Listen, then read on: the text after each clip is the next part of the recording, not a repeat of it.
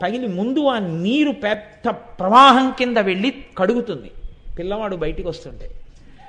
అప్పుడు వాడు జారుతాడు కిందకి. ఏమి తల్లి, ఏమి జగన్మాత, ఏమి జగదంబ, ఏమి శ్రీమాత. ఒక గైనకాలజిస్ట్ దర్శనం చేశారు. ఇదయా అమ్మవారంటే.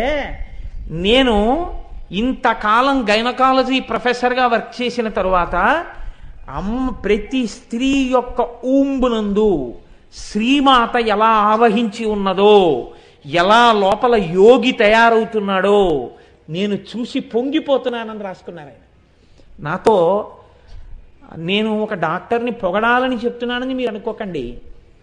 నాతో ఆ తల్లి జగదీశ్వరి గారు ఒకసారి అన్నారు, కోటేశ్వరారు పెద్దదాన్ని అయిపోయానండి, ఎన్నో పురుళ్ళు పోశాను, ఎంతమంది పిల్లల్లో ప్రసవం చూశాను, అయినా ఇంకా పురుళ్ళు పోస్తున్నాను, ఇంకా వైద్యం చేస్తున్నాను అంటే డబ్బుల కోసం కాదు కోటేశ్వరారు.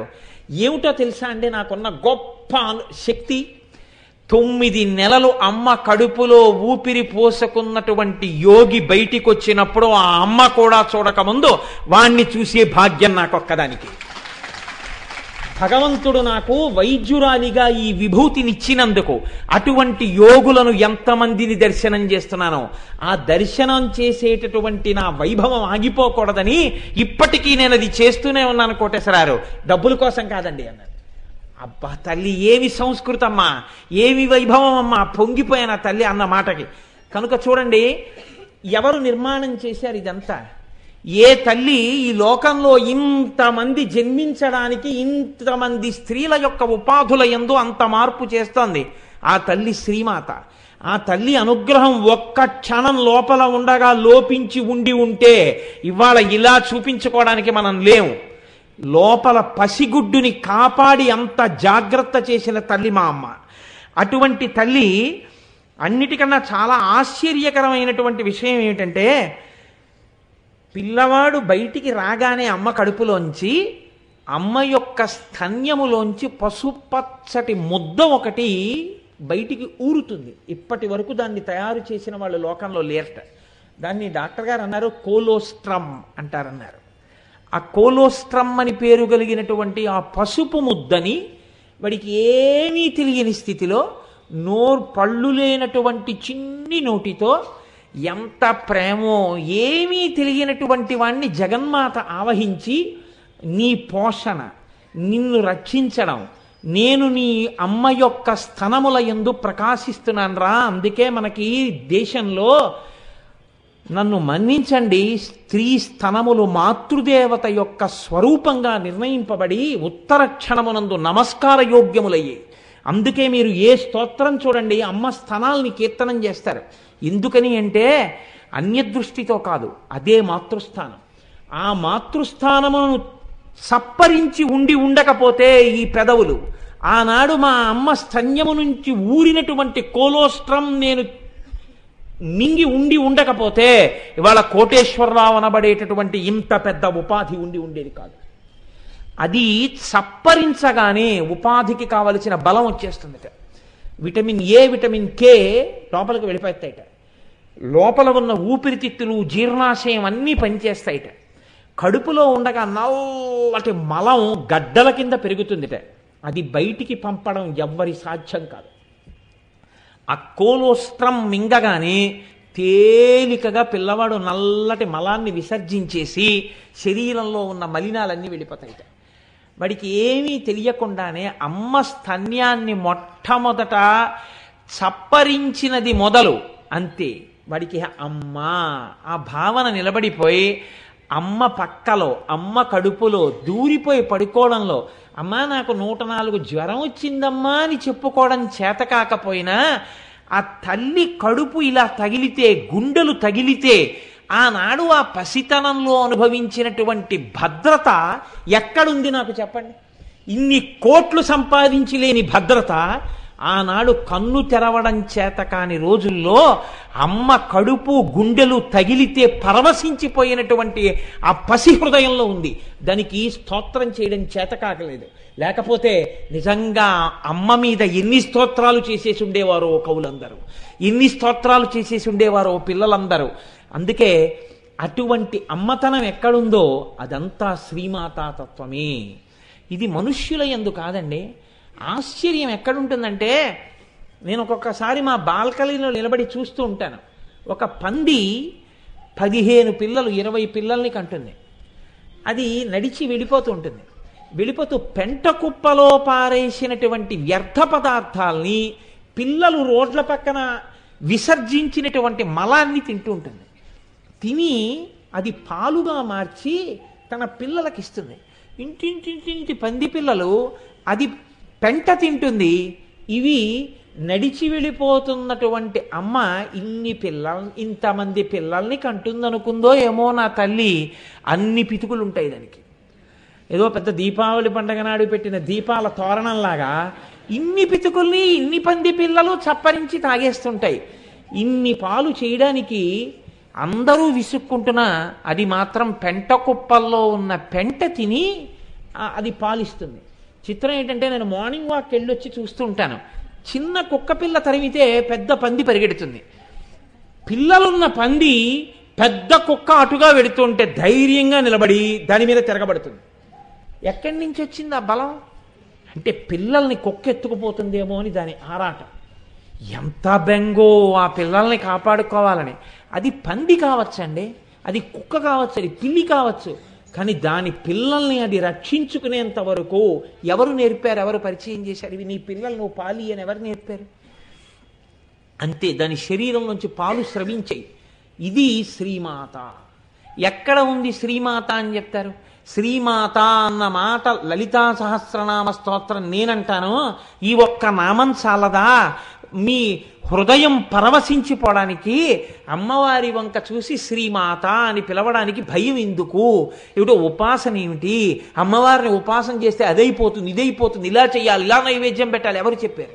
నువ్వు ఏ నైవేద్యం పెడితే మీ అమ్మ నీకు పాలిచ్చింది? నువ్వు మీ అమ్మ పాలు తాగావా? నువ్వు నైవేద్యం పెడితే మీ అమ్మ నిన్ను రక్షించిందా? ఎవ్వరికీ లేనన్ని భయంకరమైన విషయాలు అమ్మవారి ఉపాసనలో మీరు ఎందుకు చెప్తారు? చేతకాని మాటలు చెప్పి పిల్లల్ని భక్తుల్ని పాడు చేయకూడదు. అమ్మని అమ్మగా చూడడం వస్తే అమ్మవారంత గొప్పది లోకంలో లేదు. అమ్మయే అమ్మవారు. మీరు అమ్మగా అమ్మవారిని చూడండి, అమ్మతనం అంతటితో మిమ్మల్ని ఆవిడ రక్షిస్తుంది. అమ్మని మగవాడిగా చూస్తేనే దోషం. నేను మగవాణ్ణి అన్న భావనతో అమ్మని చూస్తే ఏ అమ్మ క్షమించదు. అమ్మవారైనా అంతే. మీరు కొడుకుగా నిలబడి నమస్కారం చేయండి, మిమ్మల్ని ఆదుకోవడానికి అమ్మ ఎప్పుడూ సిద్ధం. మన వేదం మనకేం నేర్పింది అంటే మాతృదేవో భవ. ముందు నమస్కారం అమ్మకే. ఎందుకని? సృష్టికర్త ఆవిడ. మీకు గర్భాలయం ఆవిడిచ్చింది. బయటికి వచ్చిన తర్వాత పాలు పట్టింది సృష్టికర్త, స్థితికర్త, ప్రళయకర్త. ఆవిడ నిద్ర పుచ్చింది మిమ్మల్ని. నిద్ర స్వల్పకాలిక లయం. కాబట్టి సృష్టికర్త, స్థితికర్త, ప్రళయకర్త ముగ్గురు అమ్మలో ఉన్నారు కనుక అమ్మయే మొదటి దైవం. కాబట్టి మాతృదేవో భవ. అమ్మ కన్నా గొప్ప గురువు లోకంలో ఉండడు.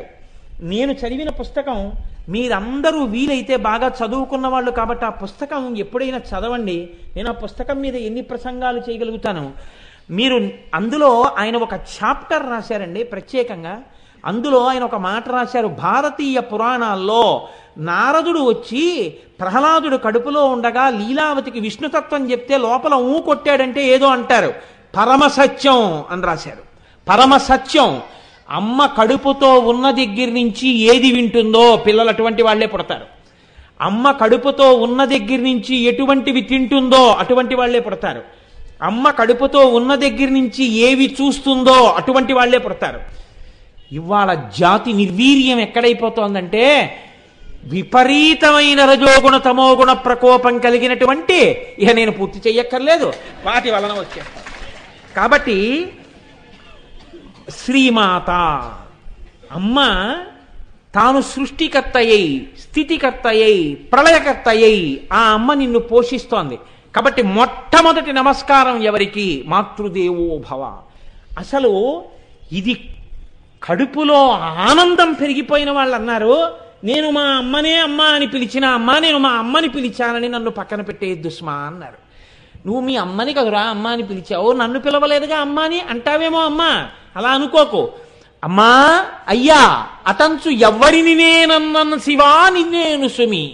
నీమది తల్లిదండ్రులటంచుం చూడగాబోకు నాకిమ్మై తల్లియు తండ్రియున్ గురుడు నీవే కాక సంసారపుం చిమ్మం చీకటి కప్పకొండ కనుమా శ్రీకాళహస్తీశ్వర అంటాడు దుర్జటి. నేను ఎవ్వరి దగ్గరికైనా వెళ్ళి ఏమ్మా అంటే వెంటనే నేను మా అమ్మ పార్వతీదేవినే పిలిచినట్టు, నేను ఏమయ్యా అంటే నేను నా తండ్రి పరమశివుణ్ణే పిలిచినట్టు. అంతేకాని నేను అమ్మా అమ్మా అని ఎవరినో పిలిస్తే నువ్వు వాళ్ళని పిలిచావని అనకు తండ్రి, నేను అమ్మా అన్నప్పుడల్లా మా అమ్మనే పిలుస్తున్నానన్నారు. ఏమయ్యా ఈ అమ్మ అయితే అన్నం పెట్టిందయ్యా నీకు, ఈ అమ్మ అయితే పాలిచ్చింది, జగదంబ ఏమిచ్చిందయ్యా నీకు, జగదంబ ఏమన్నం పెట్టింది అంటారేమో. పేరాల భరత శర్మ గారు పొంగిపోయారు మహానుభావుడు. శారదానంద లహరితో ఆయన అంటారు, ఒక్కడు ఏనుగు ముఖంబునను మరొక్కడు ఆరుముగాలతోడ నీ అక్కున పాలు ద్రావా జగమంతయు బిడ్డలు కన్న తల్లి నేడెక్కడ నుండి చేపెదకో ఇనగోళము చంద్రగోళమున్ తక్కక నీ యురంబునను తల్పకయున్న అహర్నిశల్ సతీ అన్నారు.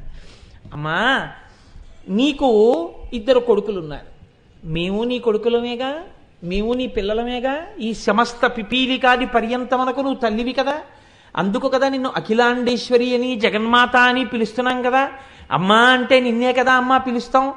అమ్మా మరి నువ్వు 2 పిల్లలకే పోషిస్తున్నావే, ఒకడేమో ఏనుగు ముఖంతో ఉన్నాడు, వాడేమో ఎడమ తొడ మీద కూర్చున్నాడు, ఒకడేమో 6 ముఖాలతో ఉన్నాడు, వాడేమో కుడి తొడ మీద కూర్చున్నాడు. వీళ్ళిద్దరూ నీ 2 స్తన్యాలు తాగుతున్నారు పిల్లలని. ఒకడికి పొట్ట ఏనుగు తలకాయ కాబట్టి ఏనుగు పొట్టే, అది అప్పటికి నిండుతుందమ్మా పాలతో, ఇది నిండే లోపల జీర్ణం అయిపోతుంటాయి. ఇంకొకడు పోన్లేరా ఇమ్మయ్య తాగేశాడు అందానా ఉండు, ఒక్క ముఖమే అయిందని 2వ ముఖంతో మొదలెడతాడు, 6వ ముఖం పూర్తయ్యేటప్పటికి మొదటి ముఖానికి ఆకలేసిందని మళ్ళీ మొదటి ముఖం పెడతాడు.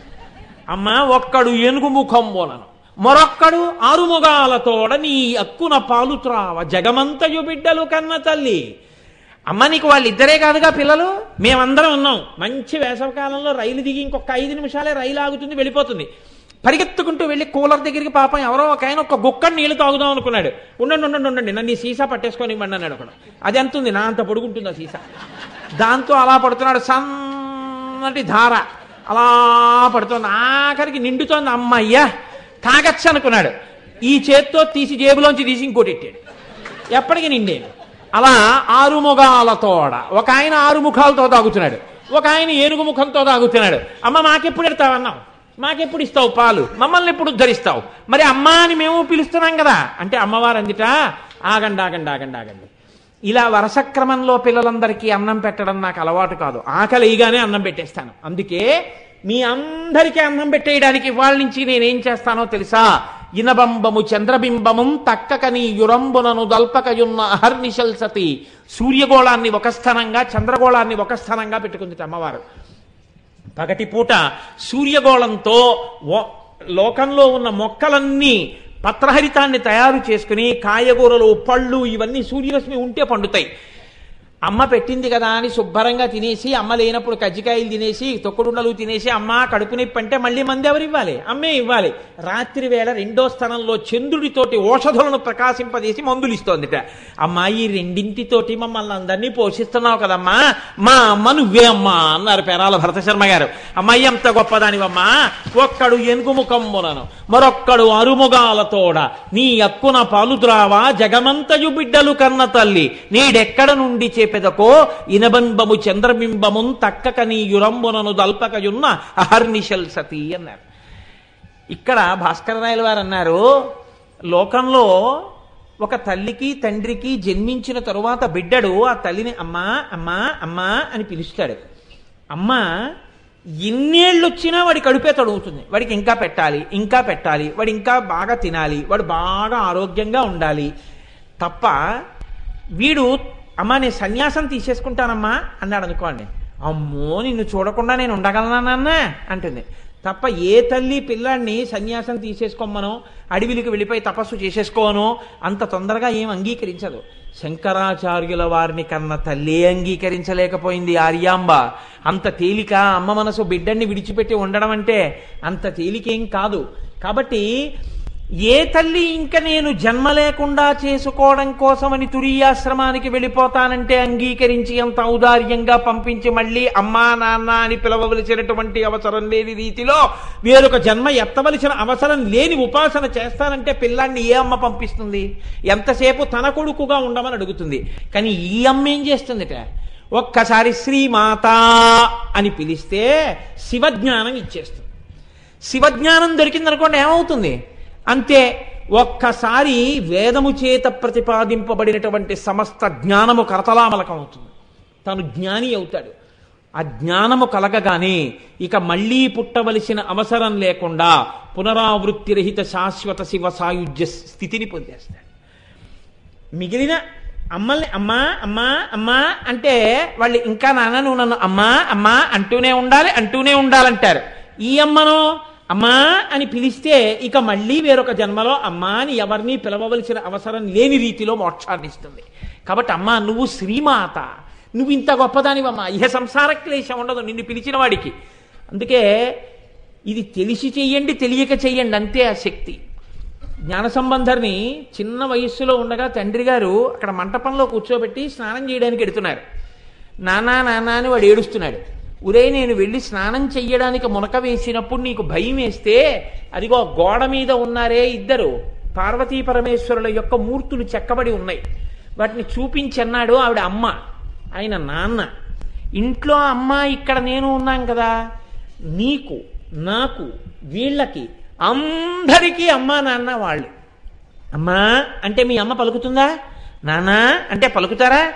అంతకన్నా అమ్మా అని నువ్వు ఆర్తితో పిలవాలి, కానీ పరుగు పరుగున వస్తుంది. మీ అమ్మ ఇక్కడి నుంచి పిలిస్తే వినపడకపోవచ్చు మీ అమ్మకింటికి, కానీ ఈ అమ్మని నువ్వు ఆర్తితో లోపల అమ్మా అన్నా సరే వచ్చేస్తుందిరా. నీకు భయం వేస్తే ఆవిడ్ని పిలన్నాడు. అది పసి హృదయం అండి, నమ్మేసింది. నమ్మకంలో ఉంది ఏదైనా. నమ్మని వాడికి ఎంత చెప్తే మాత్రం ఉపయోగం ఏముంది? కాబట్టి వెళ్ళాడు, స్నానం చేద్దామని నీటిలో ములిగాడు. అమ్మో తండ్రి నీటిలో మునిగిపోయాడని భయం వేసింది. ఒక్కసారి గోడ వంక చూశాడు, పిలిస్తే పలుకుతుంది అన్నాడుగా, అందుకని ఆ బెంగతో అమ్మా అమ్మా అన్నాడు. అంతే, పరమశివుడు అన్నాడు అమ్మా అమ్మా నమ్మి పిలిస్తే కూర్చుంటావే లేరా అని చెయ్యట్టుకు తీసుకొచ్చాడు. ఇద్దరూ వచ్చేశారు. ఈ పిల్లాడు చూసి అమ్మా అమ్మా అమ్మా అని ఏడుస్తున్నాడు తండ్రి కోసమని. పరమశివుడు అన్నాడు అమ్మా అమ్మా అని ఏడిచిన పిల్లాడు నోటితో చెప్పుకోవడం రాని పిల్లాడు ఏం చేస్తుంది అమ్మా? వెంటనే పాలు ఇవ్వాలి, వాడు బెంగ తీరడానికి పాలి అన్నాడు. అంటే ఆవిడంది ఏమిటో చాలా తేలిగ్గా చెప్పేస్తున్నారు పాలిమ్మని. నేను పాలిస్తే మీ జ్ఞానం వస్తుందంది ఆవిడ. నా జ్ఞానమే వచ్చిందో నీ జ్ఞానమే వచ్చిందో, వాడు అమ్మా అన్నాడు ఏడిచాడు, ఇచ్చే అదే అమ్మతనం అన్నాడు. నాకు ఉందా అమ్మతనం అంది ఆవిడ, పాలిచ్చేసింది. తండ్రి నీటిలోంచి పైకి లేచాడు, పైకి ఎక్కుతున్నాడు తువ్వాలతో తుడుచుకుని. ఇద్దరు అంతర్ధానం అయిపోయారు. పిల్లవాడి నోటి నిండా పాల చారికలు ఉన్నాయి. తండ్రి చూసి అన్నాడు, రే ఎవరి పాలు తాగెవరా దుర్మార్గుడా అన్నాడు. నాన్నగారు మీరే కదా చెప్పారు, పిలిచానండి, అమ్మ వచ్చిందండి, అమ్మ వచ్చి పాలిచ్చింది తాగాను అన్నాడు. నిజంగా అమ్మ నీకు పాలిచ్చిందిరా అన్నాడు. అవునండి అన్నాడు. ఏవి ధన్యుడివిరా అని ఎత్తుకుని గుళ్ళోకి ఎడుతున్నాడు. వాడు చిన్ని చేతులు తాళం వేస్తూ పత్తికాలు పాడడం మొదలెట్టాడు. అమ్మవారి స్తన్యము నుంచి స్రవించిన పాలు తాగాడు, అంతే జ్ఞానం వచ్చేసింది వాడికి. ఆ చిన్ని చేతులతో పత్తికాలు పాడుతూ ఇలా ఇలా తాళం వేస్తే అరిచేతులు ఎర్రబడ్డాయి. చూడలేక పార్వతీ పరమేశ్వరులు పైనుంచి బంగారు తాళాల కిందకి వదిలేరు. వాడు చిన్నప్పటి నుంచి తాళం వేస్తూ ఆఖరికి పెళ్ళవగానే భార్యతో కలిసి పరమశివుల్లో లీనమైపోయాడు జ్ఞాన సంబంధర్. అమ్మా అని ఒక్కసారి పిలిచాడు జ్ఞాన సంబంధర్, అంతే. మొత్తం శైవవాంగ్మయంలో 63 మంది నాయనార్లలో అత్యంత గౌరవాన్ని పొందినటువంటి పెద్ద నాయనారై జ్ఞాన సంబంధర్ అన్న పేరుతో జగద్విఖ్యాతి పొందాడు మహానుభావుడు. మీరు ఏ దేవాలయానికి వెళ్ళండి, 63 మంది నాయనార్లలో వయసులో చిన్నవాడై అంతటి పెద్దరికాన్ని పొందినవాడు జ్ఞాన సంబంధర్.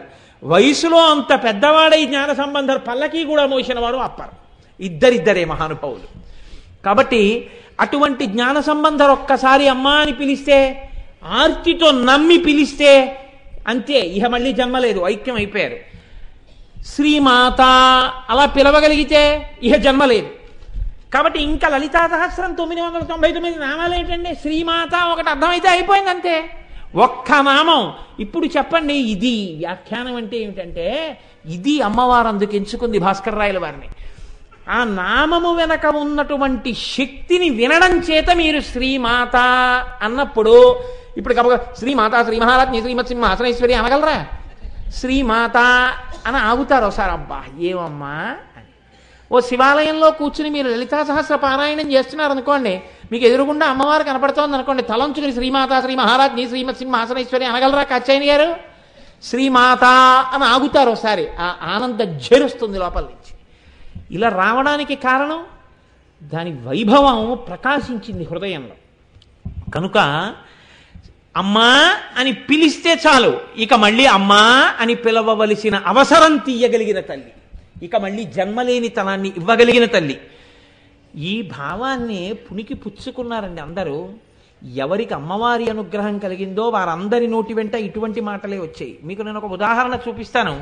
శ్రీకృష్ణ కర్ణామృతంలో లీలాశుకుడు ఒక శ్లోకం చేస్తాడు. అందులో అంటాడు, అయం క్షీరాంభో దేహే పతిరితి గవాం పలకయితి శ్రితోస్మాభిక్షీరోపనయన ధియా గోపతనయ అనేన ప్రత్యూహో వ్యరచి సతతం జనజననీ స్తనాదప్యస్మాకం సకృదపి పయో దుర్లభమభూత్.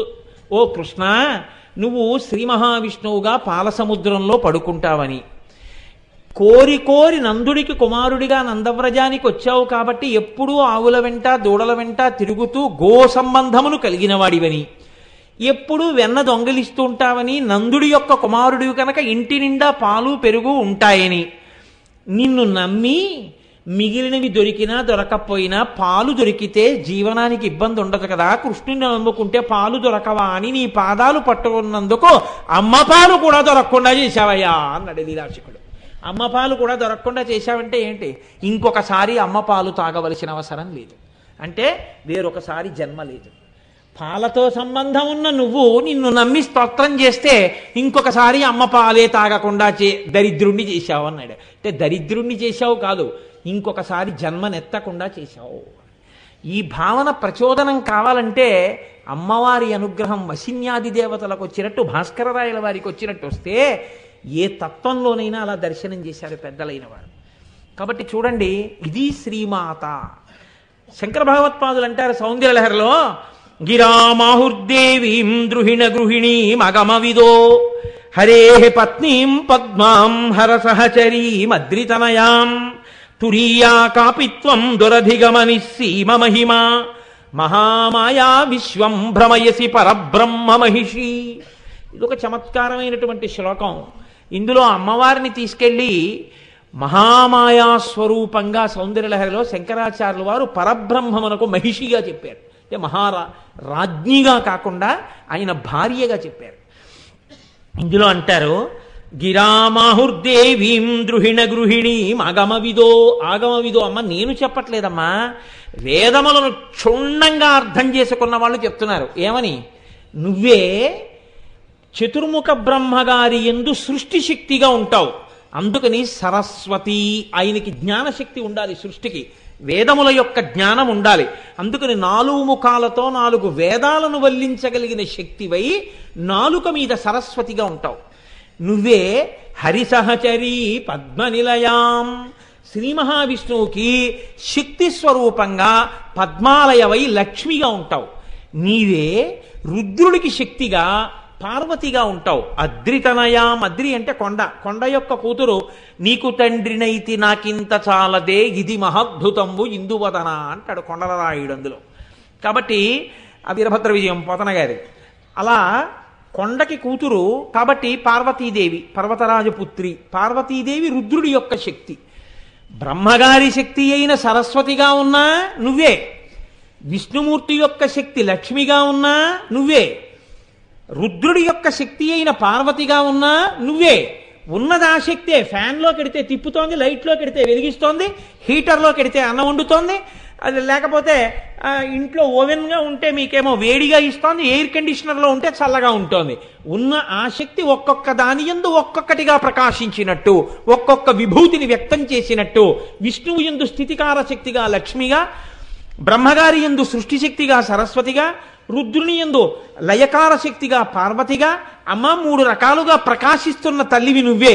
చిట్ట చివర ఈ 3 తత్వములు ఏకమైపోతే ఒకటైన పరబ్రహ్మతత్వములకు మహిషివై మహామాయవై ఈ లోకమును తిప్పుతూ ఆఖరణ ఈశ్వరుడితో కలుపుతున్న దానివి నువ్వేనమ్మా అన్నారు. ఆ అమ్మ అనుగ్రహం కలిగిందనుకోండి, ఒక్కసారి సంసారములోంచి పైకెత్తేస్తుందంతే. అవిద్యానామంతస్తిమిరమిహిరోద్విపనగరి జడానాం చైతన్య స్తవకమకరంద శృతిహరి దరిద్రాణం చింతామణి గుణనికా జన్మ జలధౌ నిమగ్నానాం దంష్ట్రామురరిపు వరాహస్య భవతి అంటారు శంకర భగవత్పాదులు. ఆదివరాహమూర్తి యొక్క కోర ఆ రోజున భూగోళాన్ని సముద్రంలోంచి పైకెత్తినట్టు అమ్మా అని ఆర్తితో పిలవగలిగితే సంసార సముద్రమునందు మునిగిపోయిన వాణ్ణి తన పాదముతో అలా పాదం మీద కూర్చోపెట్టుకుని పైకెత్తి పరమశివుల్లో కలిపేసి మోక్షాన్ని ఇచ్చేస్తుంది. వేరొకసారి అమ్మా అని పిలవవలసిన అవసరం, వేరొకసారి వేరొకటి కడుపున పుట్టవలసిన అవసరం లేకుండా పునరావృత్తి రహిత శాశ్వత శివ సాయుధ్య స్థితిని ఇయ్యగలిగినటువంటి పరబ్రహ్మస్వరూపిణి. కాబట్టి అంతటి తల్లివమ్మ, ఇంత శక్తి ఉన్నదానివి, ఇంత శక్తిని మా యందు ఎందుకు కృప చేస్తావు? ఒక్క మాటకి అమ్మా అని పిలిస్తే చాలు. ఎందుకంత పొంగిపోతావు? నువ్వు అమ్మవు కనుక, నీకు అమ్మతనం ఉంది కనుక. అందుకే పోతన గారు పొంగిపోతే అమ్మవారికి ఇంకొక నామాలు వేయలేదు.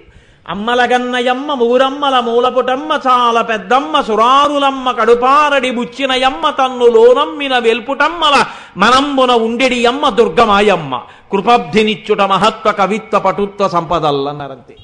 అమ్మ అమ్మ అమ్మ అమ్మ అమ్మ. ఈ అమ్మ అన్న పేరు పడిపోయింది అలవోకగా పోతన గారికి. ఆ అమ్మ అన్న నామం యొక్క గొప్పతనాన్ని ఆవిష్కరిస్తూ మూక పంచశతిలో మూకశంకరులు అంటారు, జంతోస్తవ పద పూజన సంతోష తరంగితస్య కామాక్షి బంధో యది భవతి పునః సింధో అంబస్సు బంభ్రమీతి శిలా అన్నారు. అమ్మా, ఒక పెద్ద బండరాయిని తీసుకొచ్చి అలా ప్రవహిస్తున్నటువంటి ఏటిలో పడేస్తే అది నీటిలోకి మునిగిపోవడం మానేసి ఇంత పెద్ద బండరాయి నీటి మీద తేలిపోతే చూసిన వాడు ఇదేమిటో బండరాయి తేలిపోయిందని వెళ్ళిపోతారా? తెల్లబోయి ఇదేమిటిది బండరాయా కాదా అని ఇంకోసారి ఎత్తుతాడు. ఎత్తలేక ఎత్తలేక ఎత్తగలిగినంత బండరాయి, కానీ నీటిలో ములగట్లేదు. ఇప్పుడు వాడు తెల్లబోయి ఇదేమిట్రా బండరాయి ములగట్లేదు ఏమిటని వీధిలో ఉన్న వాళ్ళందరినీ పిలుస్తాడు, ఊళ్ళో ఉన్న వాళ్ళందరినీ పిలుస్తాడు. పక్క ఊళ్ళో వాళ్ళు వస్తారు, బళ్ళు ఎక్కొస్తారు, కార్లు ఎక్కొస్తారు, బస్సులు వేసుకొస్తారు. అప్పుడు అదొక దర్శనీయ స్థలం అయిపోతుంది. ఎందుకని? నీట మునగని బండ. నీట మునగకుండా ఉండడం బండకి ఎలా సాధ్యం కాదో ఒక్కసారి మనుష్యుడు కాదమ్మా. ఆయన అంటారు, జంతోస్తవ పద పూజన సంతోష తరంగితస్య కామాక్షి. లోపల నుంచి సంతోష తరంగములు ఉద్భుతమవుతుండగా అబ్బా, ఇన్ని జన్మల తర్వాత, ఇన్ని కోట్ల జన్మల తర్వాత నా తల్లి ముందు కూర్చుని మా అమ్మ పాదాల మీద ఇంత కుంకం నా చేత్తో వేస్తున్నాను, నాకన్నా భాగ్యవంతుడెవరు అని అమ్మా అంటూ ఎవడు వేశాడో వాడు ఉత్తర క్షణం నీలో కలిసిపోకపోతే, సమస్తమైన సౌఖ్యములను పొంది మోక్షాన్ని పొందకపోతే ఏటి మీద బండ తేలినంత అన్నారు. సింధోరంభస్సు భ్రమీతి శిలా. ఏటి మీద బండ తేలుతుందా అమ్మా? ఒక్కనాటికి తేలదు. నీ పాదములను సంతోష తరంగములు పైకొచ్చేటట్టుగా ధ్యానం చేసి పూజ చేసిన వాడు మోక్షాన్ని పొందకుండా, ఇహమనందు సౌఖ్యం పొందకుండా ఉంటాడా అమ్మా? పొంది తీరుతాడు. ఇది ఆయన యొక్క పూనిక. మూకశంకరులు అమ్మవారి వంక చూస్తూ మాట్లాడినటువంటి శ్లోకం. మూకశంకరులు మాట్లాడినా సొంతం కాదు, అమ్మవారే నోరు లేని వారిలోకి, వాక్కు లేని వారిలోకి ప్రవేశించి వాక్కుగా మారి పైకొచ్చినటువంటి శ్లోకం. అంటే ఇది అమ్మవారే చెప్పిన శ్లోకం. అది అమ్మవారు చెప్పిందే, ఇది అమ్మవారు చెప్పిందే. శంకరులలోంచి వచ్చిన సౌందర్యలహరి అమ్మవారు చెప్పిందే. ఇన్ని అమ్మవారిలోంచి వచ్చి ఒకటికి ఒకసారి, ఒకటికి ఇంకొకసారి, ఒక పరికొకపరి వయ్యారమయ్య అని అన్నమయ్య పొంగిపోయినట్టు ఇన్ని మార్లు అమ్మవారు ఒక్కసారి నీకు నోరిచ్చినందుకు నా వంక తిరిగి అమ్మా అను చాలు, నిన్ను ఏ స్థితికి ఎత్తుతానో చూడు. పరాశర భట్టర్లు అంటారు శ్రీగుణరత్న కోశంలో, ఐశ్వర్యమక్షర గతిం పరమం పదం వా కస్మైతి చంజలి భరం వహతే వితీర్య అస్మైన కించితుచితం కృతం జిత్యధాంబ తం లజ్జసే కదయకోజ యుదారభావ అన్నారు. ఒకనొకనాడు ఒకడు వెళ్ళి అమ్మవారి ముందు నిలబడి అమ్మా అని పిలిచి ఇలా వంగి నమస్కారం చేశాట. అయ్యో పిల్లవాడు నన్ను వచ్చి అమ్మా అన్నాడే అని అమ్మవారు వాడికి ఇహమునందు సమస్త సుఖములనిచ్చిందిట, 3 తరాలు చూడగలిగినటువంటి గొప్ప వైభవాన్నిచ్చిందిట. ఆ కర్ణవాడి శరీరంలోంచి జీవుణ్ణి చాలా తేలిగ్గా విడిపించి తన భర్తతో కలిసి విమానంలో వచ్చి తన భర్త పక్కన విమానంలో కూర్చోబెట్టి విమానం ఊర్ధ్వలోకాలకు వెళ్ళిపోతుంటే కనపడకుండా అమ్మవారు విమానం యొక్క కిటికీకి ఉన్న తెర పక్కకి వెళ్ళి చాటుగా నిలబడింది. నిలబడితే పరమేశ్వరుడు అన్నట్ట, ఏం అలా దాక్కున్నావేం లక్ష్మి, ఇలా రా, ఏ కనపడమేం బిడ్డడికి అన్నట్ట.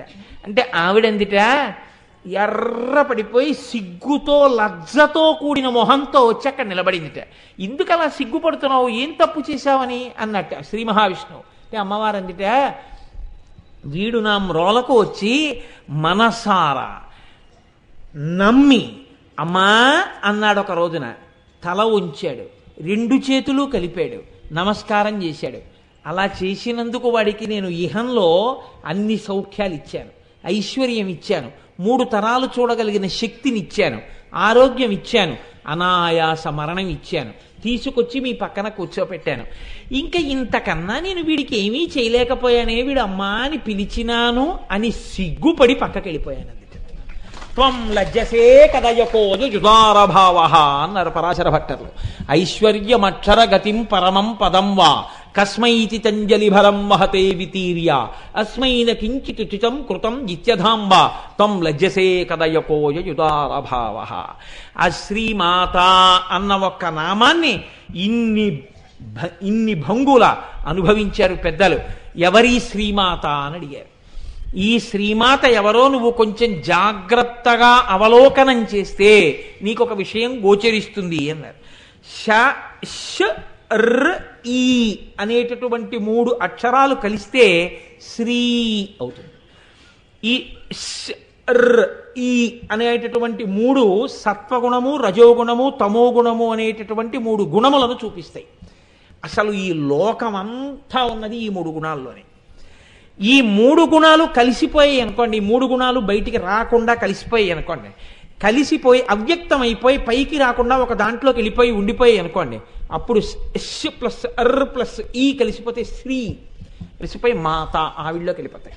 అంటే ఈ సృష్టికి ముందుండిపోయిన ఆవిడొక్కతే, పూర్వజా ఆవిడొక్కతే ఉంది. ఈ 3 గుణములు ఆవిడలో ఉండి ఆవిడలోంచి పైకి వచ్చాయి. ఈ 3 గుణములను తీసి శుద్ధ సత్వాన్ని ఇవ్వాలంటే ఎవరివ్వాలి? ఆవిడే ఇవ్వాలి. కాబట్టి శ్రీమాత అలా ఇవ్వగలిగిన తల్లి. ఎందుకు ఇవ్వాలి? ఇవ్వకుండా ఉండలేని ప్రేమ కలిగిన అమ్మ కనుక. మీరు చూడండి, మీరు లోకంలో ఒక మర్యాద కనిపెట్టి ఉంటారు. ఒక భర్తకి భార్య అయిన తర్వాత ఆడది ముందేం అడుగుతుందంటే, ఏమంటే నాకు చంద్రహారాలు ఉంటే బాగుండంటుంది. భర్త కూడా ప్రీతితో చేయిస్తాడు. అంతేగాని మీ నాన్న చేయిస్తే బాగుండంటే వాడు దుర్మార్గుడు. వాళ్ళ నాన్న చేయిస్తే నీ పిల్లనిచ్చింది ఎందుకు? ఇంకా చంద్రహారాలు చేయించాడు. ఏదో పలకసర్లు కూడా ఉంటే బాగుండు. నువ్వు నా ఇంటి లక్ష్మివో, నువ్వు అడగాలి కానీ ఎందుకు రాదు, చేయించాడు పలకసర్లు. ఏమండి నాకు వడ్డాణం ఉంటే బాగుంటుంది, చేయించాడు. మీరు గమనించండి, ఒక 50 ఏళ్ళు వచ్చిన తర్వాత ఇప్పుడు ఆ స్త్రీ అంటుంది, ఏమండి నా వడ్డాణం తీసి కోడలికి ఇచ్చేస్తానంటే, నువ్వు పెట్టుకోవా వడ్డాణం? ఇంకా నేను పెట్టుకోవడం ఏంటండి, ఇంట్లో కోడల వడ్డాణం పెట్టుకు తిరుగుతుంటే చాలదా? మీరు గమనించుంటారు, పెద్ద కుటుంబాల్లో ఒక లక్షణం ఉంటుంది. ఇది మా అమ్మగారు పెట్టుకున్న నగలని ఇంటికి కోడలు రాగానే ఆ నగలు ఆ కోడలకు అలంకారం చేస్తారు, పరంపరాగతంగా వెళ్ళిపోతాయి. ఒకప్పుడు తనవి అన్నవి తన కోడలకి ఇచ్చేసి కోడలు పెట్టుకుంటే సంతోషపడిపోతుంది. కన్న కడుపు కూతురికి కన్నా కోడలికి ఇస్తారండి నిజమైన ప్రేమ ఉన్న అత్తగారైతే. అందరూ అటువంటి వారే. నా దృష్టిలో అయితే అటువంటి సంకుచితత్వం ఉన్న అత్తగారులు ఉన్నారని నేను అనుకోను. ఎవరో తెలియక అమాయకత్వంతో ఉంటే ఉండవచ్చు. కాబట్టి అమాయకత్వం తొలగిపోతుంది, అజ్ఞానం లోపల గాఢంగా ఉండిపోతే ప్రమాదంగా. కాబట్టి చూడండి, ఇప్పుడు అసలు ఆ తత్వంలోనే ఆ లక్షణం ఉంటుంది. అమ్మవారికి ఉన్నటువంటి లక్షణం కూడా ఏమిటంటే, మీరు ఇది చెప్తే చాలు, అమ్మ నేను ఈ గుణాలు నాలో ఉండడం వల్ల నేను చాలా బాధపడిపోతున్నానమ్మా, చాలా కష్టపడిపోతున్నానమ్మా అని మీరు నిజాయితీగా అమ్మవారితో చెప్తే చాలు. ఇది అమ్మవారు ఈ లోకానికి ఇచ్చినటువంటి గొప్ప కటాక్షం అండి. అదేమిట్రా నీ బుర్ర ఏమిటి ఆ ఉపన్యాసం చెప్పడం ఏంటి, కటాక్షం ఏమిటి, ఇవన్నీ ఉండడం అంటారేమో మీరు. నేను మీకు ఒక ఉదాహరణ చెప్తాను. ఇది నేను తరచూ చెప్తూ ఉంటాను ఈ ఉదాహరణ. అదేం నా సొంతమేం కాదు, జగద్గురువులది. ఒకానొక రాజు యుద్ధం చేస్తున్నాడు యుద్ధభూమిలో. తనని నమ్మినటువంటి ఒక సైనికుడు పక్కన ఉన్నాడు. ఈ సైనికుడితో అన్నాడు, ఒరే ఇవాళ రాత్రి నువ్వు వచ్చి నన్ను కలు అన్నాడు. అంటే ఈ సైనికుడు అన్నాడు, నేను సామాన్య సిపాయిని, మీరు చక్రవర్తి. రాత్రి శిబిరం వేసుకున్నప్పుడు రేపటి యుద్ధ వ్యూహాలు రచించడానికి మంత్రులు, సామంతులు, సేనానులు బారులు తీరి ఉంటారు. అంగప్రదక్షిణానికి 2 గంటలకే వైకుంఠంలో నిలబడిపోయినట్టు. ఇంకా నేను మీ దగ్గరికి వచ్చి అలా మాట్లాడతానన్నాడు. అంటే రాజు అన్నాడు, బెంగ పెట్టుకో అని ఓ ఉంగరం ఒకటి తీసి ఇలా విసిరాడు. ఇది పట్టుకుని శిబిరం పక్కన తిరుగుతుండు, దర్శనం నీకు అయిపోతుంది అన్నాడు. ఆయన ఇలా చూసి అన్నాడు, ఉలిక్కిపడి, అయ్య బాబో ఇది శత్రురాజు ఉంగరం అన్నాడు. గప్ చెప్ అది పట్టుకు తిరుగు అన్నాడు అంతే. ఇప్పుడు దాన్ని జేబులో పెట్టేసుకున్నాడు. చీకటి పడింది. దర్శనాలకి టైం ఇచ్చారు, టోకెన్లు వేసి సేనాపతి, ఉపసేనాపతి వీళ్ళందరికీ రాత్రి 12, 12:30, 1 గంట, 2 ఇలా వీడి సిపాయి. వీడికి ఎవరిస్తారు? అప్పుడే రాజుగారు పలహారం చేసి కూర్చున్నారు. 8 అయింది. వీడి శిబిరం పక్కన అలా అలా అలా అలా తచ్చి ఆడుతున్నాడు. గభాలను వెళ్ళి పట్టుకున్నారు. అసలే యుద్ధభూమి, రాజుకి ఆపద వస్తున్నాను. జేబులు వెతికారు. శత్రురాజు ఉంగరం దొరికింది. అందరినీ ఆపేశారు. ముందు వీడిని రాజుగారి దగ్గరికి తీసుకెళ్ళండి. ఎవరు తీసుకెడితే వాడికి ప్రమోషన్. ముందు వీడిని గబగబా తీసుకెళ్లారు. మంత్రిని కూడా ఆపి, మహారాజా శత్రురాజు ఉంగరంతో తిరుగుతున్నాడు, పట్టుకొచ్చాం. ఆహా, ఏదా ఉంగరం? తీసుకున్నాడు. మీరు బయటికి వెళ్ళండి. ఇంకే ఉంది, ఇలా చంద్రహాసం తీసి కొట్టేస్తాడు. మనం లోపలికి వెళ్ళి ఆ శరీరాన్ని తీసుకెళ్ళిపోవడం. ఇప్పుడు రాజు వాడితో 20 నిమిషాలు మాట్లాడి బయటికి పంపించాడు. వాడు ముసి నవ్వులు నవ్వుతూ వెళ్ళిపోతాడు. ఎరా నేనేం చేయలేదా అన్నారు. గప్చి, నీకు అనవసరం, నాకు రాజుగారికి సంబంధించిన విషయం. ఇప్పుడు వాడు రాజుగారికి ఆంతరంగికుడైపోయాడు. దేనివల్ల అయ్యాడు మీరు చెప్పండి? శత్రురాజు ఉంగరం చేతిలో ఉంది. అది శత్రురాజు ఉంగరం అని వాడికి తెలిసింది. అదొక్కటే. అది మన రాజుగారి ఉంగరం అంటే లైన్లో నిల్చుని ఉండేవాడు. అది శత్రురాజు ఉంగరము అని వాడు తెలుసుకోగానే వాడు రాజుగారి శిబిరంలోకి వెళ్ళిపోయాడు. 3 గుణముల వలన లోపల నుంచి కలిగేటటువంటి కామక్రోధ లోభ మద మోహమాత్సర్యములు నా శత్రువులు అని మీరు గుర్తించి అమ్మవారిని ప్రార్థిస్తే చాలు. శ్రీమాత 3 ఉపసంహారం చేసి, శత్రురాజ ఉంగరం వల్ల బాధపడుతున్నావా నాన్న అని మిమ్మల్ని ఆవిడ పాదాల దగ్గరికి లాగేస్తుంది. కాబట్టి శ్రీమాత 3 మడత పెట్టి తనలోకి తీసుకోగలిగినది, 3 మడత విప్పి పైకి వదలగలిగినది. కాబట్టి ఆవిడ తిప్పనూగలదు, లోపలికి తీసుకోనూగలదు. ఇది శ్రీమాత. ఈ 3 కలిస్తే కాదు. సత్వము, రజస్సు, తమస్సు గుణములు నిజంగా భగవంతుడికి ఉంటాయని కాదు. కానీ భగవంతుడు అటువంటి కర్తవ్యనిష్ట కలిగినప్పుడు బ్రహ్మగా, విష్ణువుగా, రుద్రుడిగా ప్రకాశిస్తాడు 3 రూపాలతో. కానీ 3 రూపాలతో ప్రకాశించేది ఒక్కడే. ఈ తత్వం మీరు గమనించాలి. మీరే రేపు ఉదయం మా ఇంటికి వచ్చి, అంటే మా ఇంటికి ఉదయం రమ్మని కాదు నా ఉద్దేశం, ఎవరూ రాకపోతేనే నాకు ఎక్కువ సంతోషం. ఉదయం నేనేదో ధావళి కట్టుకుని సంధ్యావందనం చేసుకున్నాను అనుకోండి, మీరు వెంటనే అలా చూసి నిన్న పంచె కట్టుకున్నాడు, ఇవాళ ధావళి కట్టుకున్నాడు, వాడు వీడు కాదేమో, నిన్న లాల్చీ వేసుకున్నాడు, ఇవాళ మీద ఏమీ లేదు, ఉత్తరీయం ఎడంబుజం మీద వేసుకున్నాడు, చొక్కా లేదు, బనీన్ లేదు, వాడు వీడు కాడేమో అని మీరు ఇలా లెక్కలు కట్టి ఆఖరికి ఇదైపోతుంటే, ఏమమ్మా ఇలా వచ్చారు అన్నాను అనుకోండి, మీరు కోటేశ్వరారేనా? అదేటమ్మా అనుమానం ఎందుకు వచ్చింది? మరి ఏమిటి అలా ఉన్నారు? అదేటమ్మా ఇప్పుడు సంధ్యావందనం చేసుకుంటున్నాను, ఇలాగే ఉంటాను. ఓహో, ఇంకా కాసేపు ఆగి 10:30కో ఎప్పుడో ఓవర్ బ్రిడ్జి మీద చూస్తే ఓ ప్యాంటు, చొక్కా, షూ వేసుకుని మోటార్ సైకిల్ మీద హెల్మెట్ ఇట్టుకు వెళ్ళిపోతుంటాను. అరేదే నిన్న పంచె కట్టుకున్నాడు, ఇదేంటి ఇలా వెళ్ళిపోతున్నాడు వీడు అన్నారనుకోండి, అంతే. నేను అప్పుడు ఉద్యోగానికి పోతున్నాను, అలాగే ఉంటాను. మరి హెల్మెట్ ఎట్టుకు పోతూ ఉంటాను, పెట్టిన రూలు ఏం చేస్తాను, గుమ్మడికాయ నెత్తి మీద ఎటుకు పోవాలి, వెళ్ళిపోతూ ఉంటాను. వాడే పెట్రోల్ బంకులో పెట్రోల్ కొట్టించుకుంటున్నాడు అనుకోండి, అయ్యో ఇదేంటి లలితా సహస్రం చెప్పిన ఆయన పెట్రోల్ కొట్టించుకోవడం అని మీరు అనకూడదు. నేను పెట్రోల్ కొట్టించుకోను ఏంటి, నా బండికి కొట్టించుకుంటాను. నేనే రైతు బజార్లో కూరలు కొనుక్కుంటూ కనపడతాను, అప్పుడు నేను ఒక గృహస్థు. నేనే మళ్ళీ సాయంకాలం అయ్యేటప్పటికి ఒక పంచాలు ఆల్చి పెద్ద కుర్చీ, ఆ గోపాలకృష్ణ గారు మైక్లో పూజ్య గురువులు రావాలని పిలవడం, 2 దండలు, నేను మొదలు ప్రార్థనా శ్లోకాలు. ఇన్ని పాత్రలు వేసిన వాడు ఎవరు? నేనే. ఈశ్వరుడే 3 పాత్రలు వేస్తాడు, సృష్టికర్తగా బ్రహ్మ, స్థితికర్తగా విష్ణువు, లయకర్తగా రుద్రుడు. మీకు ఎందుకంత బెంగ? వాడే వీడు. అంతేకాని అదేంటే ఆఫీస్కి వెళ్తున్న కోటేశ్వరరావు చూసి చిచి దుర్మార్గుడా ఎంత అసహ్యంగా ఉన్నారా, నేను ఇలా చూడలేకపోతున్నాను రా, నీ బతుకేచ్చా, ఏ పంచకట్టుకు తిరగలేవురా అన్నారనుకోండి, బాధపడేది నేను కాదేంటి, ఇదేంటి ఉద్యోగానికి వెళ్తే మరి ప్యాంట్ వేసుకోనా అని బెంగ పెట్టుకు బాధపడేది నేనే. రేపు రాగానే ఇప్పుడు శుభ్రంగా ఉన్నవరా, ఎంత చక్కగా ఉన్నవరా, ఇలా పంచకట్టుకుని ఉండొచ్చు కదరా అన్నాను కూడా పొంగిపోతానేంటి, ఇది ఎక్కడ కూడా వచ్చి పడింది రోజు అప్పుడు బెంగే. సృష్టికర్తగా కీర్తన చేసి స్థితికర్తగా తిట్టి, స్థితికర్తగా కీర్తన చేసి లయకర్తగా తిట్టి, లయకర్తగా కీర్తన చేసి స్థితికర్తగా తిట్టినా మీరు చేసే తిట్లు నిందలు పడలేక నీ జ్ఞానం ఎప్పుడు వస్తుందిరా అని ఆయన ఏడుస్తాడు. కాబట్టి ఉన్నది ఎవరు? ఈ ముగ్గురు మూడు కార్యములు నిర్వహించడానికి మూడు రకములైన శక్తులనిచ్చిన అమ్మ ఎవరుందో ఆవిడ శ్రీమాత. ఆయన సృష్టికర్తగా సృష్టి చెయ్యగలుగుతున్నాడంటే శక్తి ఆవిడిచ్చింది.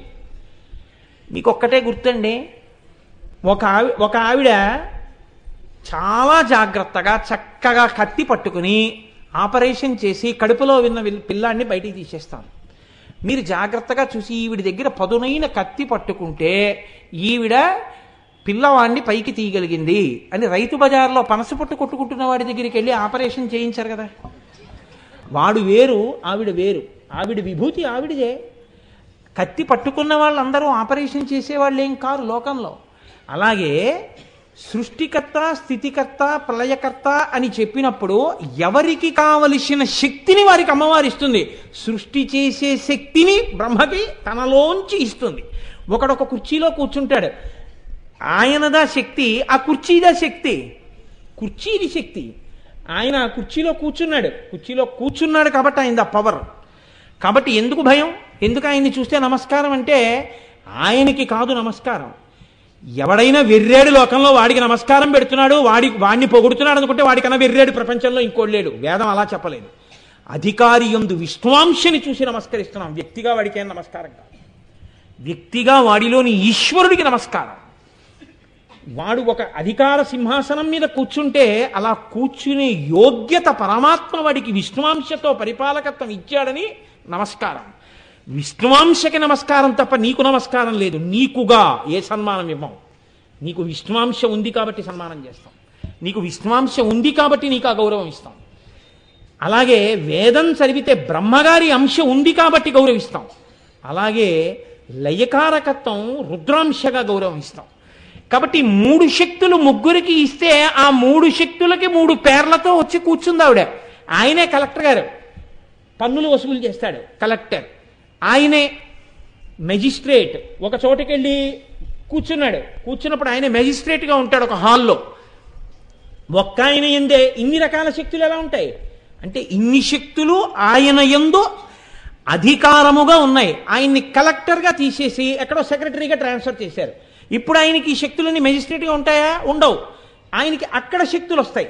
ఎలా వచ్చాయి? కూర్చునే కుర్చీని బట్టి వచ్చాయి. బ్రహ్మకి బ్రహ్మశక్తి, విష్ణువుకి విష్ణుశక్తి, శివుడికి శివశక్తి ఎక్కడి నుంచి వచ్చాయి? అమ్మవారు ఆ శక్తుల్ని ఇచ్చింది. కాబట్టి మూడు శక్తులను ఇచ్చిన ఆదిశక్తి ఎవరుందో ఆవిడ ముగురమ్మల మూలపుటమ్మ, ఆవిడ శ్రీమాత. కాబట్టి అమ్మా ఇన్ని శక్తులకు ఆలవాలమైన ఆదిశక్తివి నువ్వు, అందుకని చెప్పి నిన్ను ఈ రీతిగా మేము స్తోత్రం చేస్తున్నామమ్మా అన్నారు. ఇటువంటి తల్లి ఎవరున్నదో ఈ తల్లియే ఇంతమందిలో ఇన్ని శక్తులను ప్రవేశపెట్టి ఈ లోకాలన్నీ కదిలేటట్టుగా, ఈ లోకాలన్నీ తయారయ్యేటట్టుగా చేస్తున్నది. ఆవిడ సంకల్పము చేతనే లోకంలో ఊహించడానికి వీలు లేనటువంటి సంఘటనలు జరుగుతుంటాయి. ఒక ఆయన కుండలో పుడతాడు. కుండలో పుట్టడం ఏమిటండి అనుకుంటాం. ఆయన అయోనిజుడుగా కుండలో ఎందుకు పుట్టాలో అమ్మవారికి తెలుసు. పుట్టించిన తల్లి కుండలో పుట్టినటువంటి వాడు లేపు లోకానికి చెయ్యవలసినటువంటి ఉద్ధరణని ముందే లెక్క కట్టి ఒకడిని కుంభసంభవుణ్ణి చేసింది. ఆయనే లలితా సహస్రనామ స్తోత్ర ఉపదేశం పుచ్చుకున్నవాడై మనందరికీ లలితా సహస్రాన్ని అందించాడు. కుంభసంభవుడు ఎందుకు అవ్వాలో ఆవిడికి తెలుసు పుట్టించినప్పుడు. ఏ తల్లి ఎవరిని ఏ భావనతో ఏ మాట చెప్పి ఊపుతోందో ఆ పిల్లవాడు అటువంటి భావనతో లోకాన్ని ఉద్ధరించేవాడుగా తయారవుతున్నాడు. ఒక్కటే కారణం, మీరు బాగా జ్ఞాపకం పెట్టుకోండి. ఒక పిల్లవాడికి అభ్యున్నత ఎక్కడి నుంచి వస్తుంది అని అడిగారు. ఒక పిల్లవాడు గొప్పవాడు ఎందుకు అవుతాడో తెలుసా అండి? ఆ తల్లి ఊయల ఊపుతున్నప్పుడు ఏ మాటలు చెప్పిందో, ఆ పిల్లవాడు ఊపిరి పోసుకుంటున్నప్పుడు ఏది వింటోందో, ఆ పిల్లవాడు కడుపులో పెరుగుతున్నప్పుడు ఏది చూస్తోందో, ఆ పిల్లవాడు వృద్ధిలోకి రావడానికి పాలిచ్చినంతకాలం ఏది తింటోందో, ఏది పెడుతోందో, ఏ సంస్కారం నేర్పుతోందో అదే వాడి జీవితాంతం శాశ్వతంగా ఉంటుంది. మీరు కావాలంటే చూడండి, పునాదిని బట్టి ఇల్లు, పునాదిని దాటి మీరు ఇల్లు కట్టలేరు. అమ్మ చేత్తో ఏది పెట్టిందో, అమ్మ ఏది పట్టిందో, అమ్మ ఏది నేర్పిందో, అమ్మ ఏది విందో, అమ్మ ఏది చూసిందో అదే పిల్లవాడిగా ఉంటుంది. లోకంలో శంకర భగవత్పాదులు జన్మించాలి అంటే ఆర్యాంబ కడుపుకే ఆ వైభవం దక్కింది. ఎవరు అటువంటి ఉపాసనతో, అటువంటి భక్తితో, అటువంటి మర్యాదతో ఉంటారో అటువంటి కడుపుల యందు అటువంటి మహాపురుషులు జన్మిస్తారు. అందుకే ఒక గొప్ప వస్తువు తయారవుతోంది. వెండి కంచాలే నలుగురు చేయించుకున్నారు.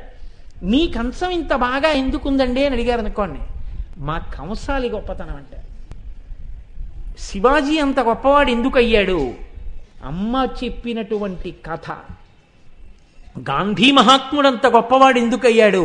అమ్మ తీసుకున్న ప్రమాణం తీసుకున్నప్పుడు అమ్మ కంట ఒలికినటువంటి కన్నీరు. అమ్మయే ఈ లోకాన్ని తయారు చేసి నడిపిస్తోంది. ఆనాటికి ఈనాటికి ఆవిడే శ్రీమాత. ఈ లోకంలో ఒక వ్యక్తి చాలా గొప్పవాడిగా తయారైతే, నన్ను నమ్మండి, మీకు ఒక మాట చెప్తున్నాను, తండ్రి గుండెలు బాదుకుని చెప్పనివ్వండి, పిల్లవాడికి ఎక్కచ్చు ఎక్కకపోవచ్చు. అదే అమ్మ అన్నం పెడుతూ, నాన్న మీ నాన్నగారు ఎంతో కీర్తి ప్రతిష్టలు సంపాదించిన వాడరా, మీ నాన్న కీర్తి ఒక్కరోజు రాత్రిలో సంపాదించిన కీర్తి కాదు. మీ నాన్నది అశిధారావ్రతం, మీ నాన్న జీవితం. మీ నాన్న ఎంత కష్టపడి పైకొచ్చారో నీకు తెలుసా? నీకు తెలియదు. మీ నాన్న మా పెళ్ళైన కొత్తల్లో మీ నాన్న సైకిల్ కూడా లేక 8 మైళ్ళు నడిచి వెళ్ళేవారు. మీ నాన్న తన డబ్బులతో తప్ప ఒక లూనా కూడా కొనుక్కుని ఎరగరు. మీ నాన్న ఎవరి దగ్గర ఇలా చెయ్యి చాపి ఎరగరు. మీ నాన్నకి ఇలా పెట్టడం వచ్చు తప్ప ఇలా తీసుకోవడం తెలియదు. మీ తాతగారు ఎంత గొప్పవాడో తెలుసా?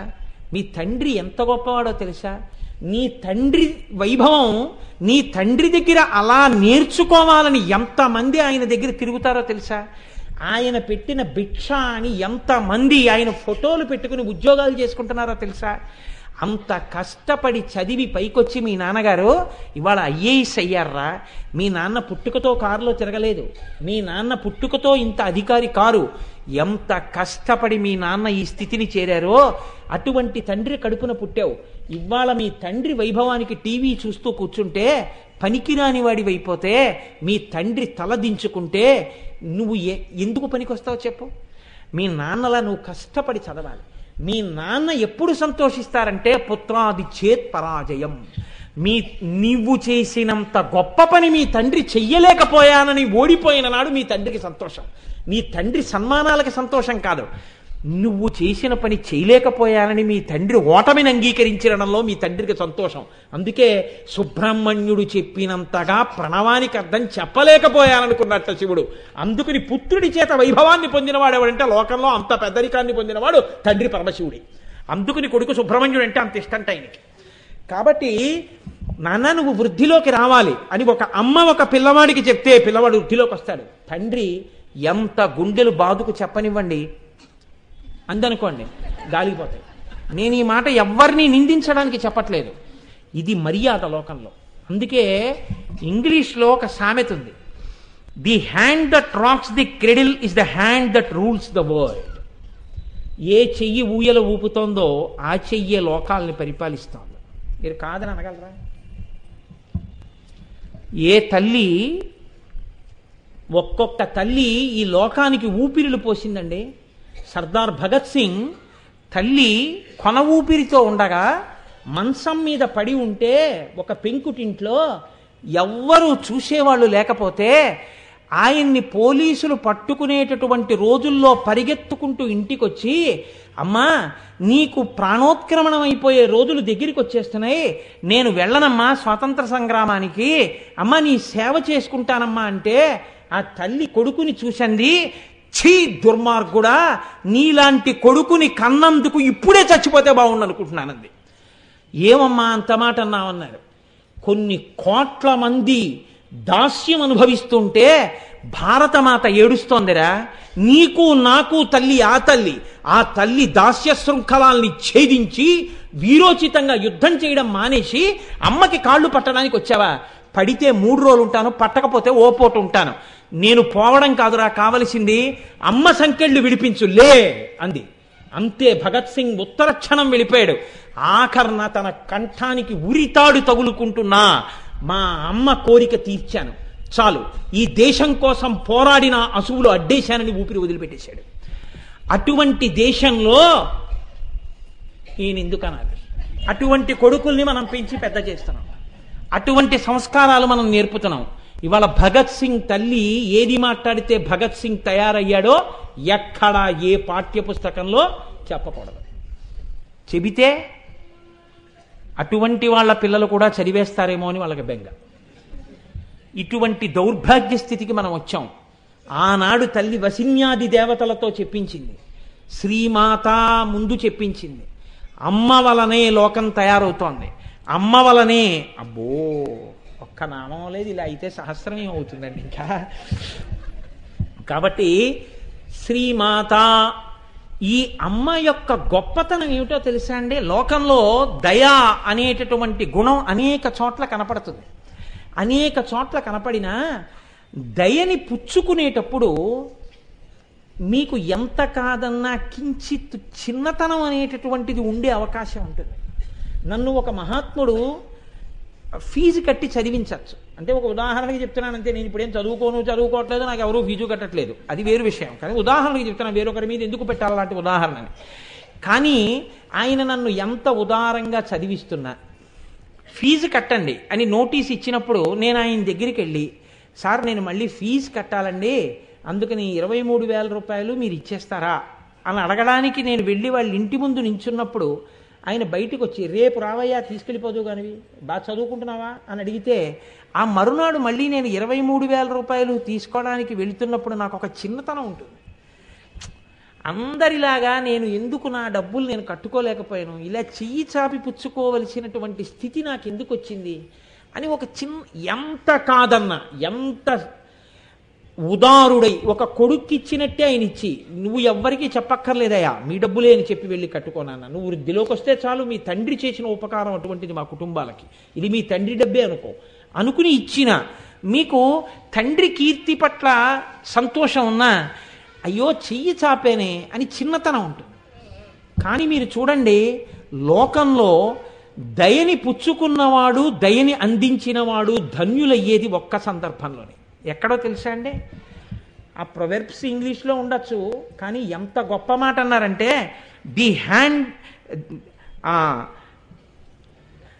The quality of mercy is not trusted, it is twice blessed, it blesses him that gives and him that takes.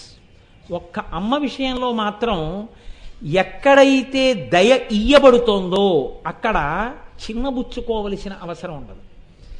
ఎవడు పుచ్చుకున్నాడో వాణ్ణి చూసి ఇచ్చానన్న గర్వంతో దయ ఇయ్యబడదు. ఆ స్థానం శ్రీమాత. ఎందుకని? ఎన్ని తప్పులో మన దగ్గర ఉన్నాయి, ఎంత దయయో అమ్మ దగ్గరుంది. మీరు లెక్క వేసి చూసుకోండి. పుట్టడం దగ్గర నుంచి తప్పులన్నీ మనవి, దయంతా అమ్మది. రోజు నేను చెప్పక్కర్లేదు, మీకు తెలుసు. ఎన్ని తప్పులో చిన్నప్పుడు, అన్ని అబద్ధాలే, అన్ని తప్పులే. ఇంత తప్పుడు బతుకుని కడుపులో పెట్టుకుంది. ఎవ్వరికి పక్క వాళ్ళకు కూడా చెప్పలేదు, కొడుకు చులకనైపోతాడని. ఇంత కడుపులో పెట్టుకుని కొడుకు వృద్ధిలోకి రావాలని నా పట్ల దయని చూపించి అన్నం పెట్టిన అమ్మ, తండ్రి కొట్టేసి వీడికి అన్నం పెట్టకు అని తలుపేసేస్తే, నాన్నగారు నిద్రపోయిన తర్వాత తలుపు తీసి నన్ను తీసుకొచ్చి బింకంతో అన్నం తిననని కూర్చుంటే, తను కళ్ళనీళ్లు పెట్టుకుని దయతో నాకు అన్నం పెట్టిన అమ్మ నాలో పరివర్తనని తీసుకొచ్చింది, నన్ను మార్చింది, నేను వృద్ధిలోకి వచ్చేటట్టుగా చేసింది. ఆ ప్రకటించిన దయ వలన ఆవిడికి తరిగిపోలేదు. ఆ దయని పుచ్చుకున్న నేను కుమిలిపోవలసిన అవసరం లేదు. ఇచ్చిన దయ, పుచ్చుకున్న దయ బాగా ఇంకా గుణింపబడి రెండు సార్థకత పొందేది ఎక్కడైనా ఉంటే లోకంలో ఒక్క అమ్మ దయచేత ప్రకాశించినటువంటి కొడుకునందే. అమ్మ దయ అర్థమైతే నువ్వు ఎప్పటికీ తప్పుడు కొడుకువి కాలేవు. అందుకే పోతన గారు ఒక్క తీర్పు చెప్పారు, చేతులారంగ శివుని పూజింపడేని, నోరు నొవ్వంగ హరికీర్తి నుడువడేని, దయయు సత్యంబులునుగా తలపడేని, కలుగనీటికి తల్లుల కడుపు చేటు. కాబట్టి లోకంలో అమ్మకే ఇంత మర్యాద ఉంటే ఇన్ని లోకాలను కన్న అమ్మ ఆ శ్రీమాత ఎంత గొప్పదయ్యి ఉండాలి అని, అంత గొప్ప అమ్మ గురించి, అమ్మ యొక్క దయా విశేషం గురించి మనకి లోకంలో ఆ లలితా సహస్రనామంలో వసిన్యాది దేవతలు ఆ అమ్మ వైభవాన్ని కీర్తనం చేస్తారు. అయితే చాలా ఆశ్చర్యకరమైన విషయం ఏమిటంటే, ఇంత పెంచి పెద్ద చేసినటువంటి అమ్మకి నమస్కారం చేయకపోతే పీడాపోయేది. అంత గొప్ప అమ్మ వైభవం చెప్తుంటే ఆవలింత రావడానికే సిగ్గుపడాలి మనం. ఆ ఆవలింత 100 మందికి వినబడేటట్టు ఆవలించిన వాడు సభలో ఏమనుకోవాలి? అటువంటి వాణ్ణి కూడా క్షమించగలిగిన శ్రీమాత అమ్మవారని అమ్మవారి గురించి పెద్దలంటారు. అంతటి వైభవం ఉన్న తల్లి శ్రీమాత. అటువంటి తల్లి యొక్క వైభవం వసిన్యాది దేవతలు కీర్తనం చేశారు. కాబట్టి ఇవాళ నేను ఆ శ్రీమాత అన్న నామాన్ని మాత్రమే వ్యాఖ్యానం చేయగలిగాను. కానీ ఎన్ని చేశామన్నది కాదు. ఏకశబ్ద సమ్యజ్ఞాత సృష్ట ప్రయుక్త స్వర్గే లోకే కామదుర్భవతి. ఒక్క పరవశంతో ఒక్క మాట చెప్పుకున్నా చాలు. కాబట్టి ఇంకా నేను దాని గురించి ఏదో చెప్పాలనుకున్నా ఇక ఇక్కడతో శ్రీమాతా నామాన్ని పూర్తి చేసినట్టుగానే భావింపబడుగాక. రేపటి రోజున శ్రీ మహారాజ్ఞి అన్న నామం గురించి అమ్మవారు నా చేత పలికించి నన్ను ధన్యుణ్ణి చేయుగాక